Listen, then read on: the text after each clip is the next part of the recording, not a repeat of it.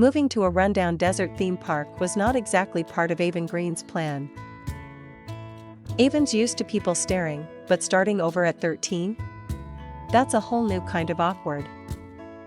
Stagecoach Pass has been keeping secrets for years, and Aven is ready to dig them up.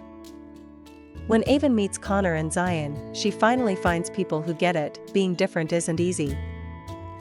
In a new town, under a new sky, Aven starts to realize the light she's been looking for might be her own.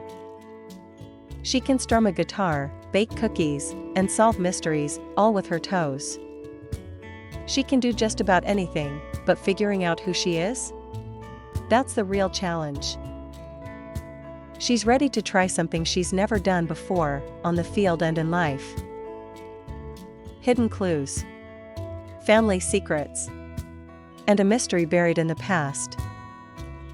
Get ready to laugh, cry, and cheer for a girl who does everything a little differently, and a whole lot brilliantly. Insignificant Events in the Life of a Cactus by Dusti Bowling. Find out what makes this story unforgettable.